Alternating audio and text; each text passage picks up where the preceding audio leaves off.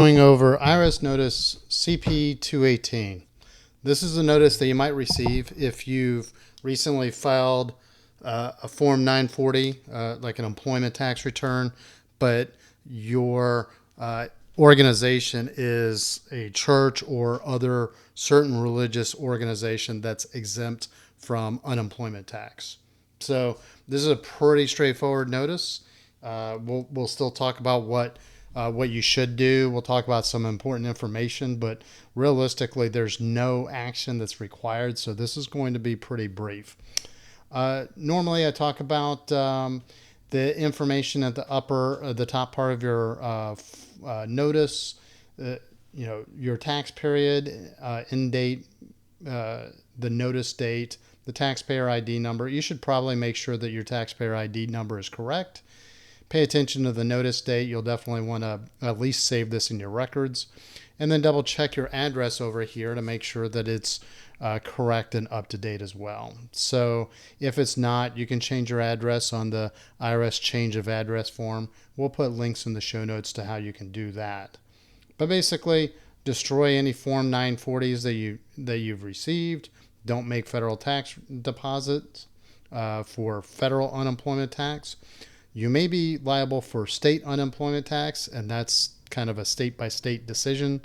So don't take this as blanket advice to not file or state unemployment tax returns or pay state unemployment tax. But at the federal level, you don't need to. And then there's additional information that you can find on the IRS website. So we'll pop over there real quick and take a look. So again, just reiterating, you don't need to file the annual unemployment tax return because presumably you're a church or religious organization. You may still need to file a Form 941. That's for quarterly taxes withheld, but you don't need to file the unemployment tax return. Still may need to file the state one, so definitely check with your state authorities to see if you're responsible for that. And then destroy any current Form 940s, at least IRS Form 940s that you may have. And that's it. So as always, keep your tax notice in your records for future reference, but there's no action. There's nothing that you need to do here as far as the IRS is concerned.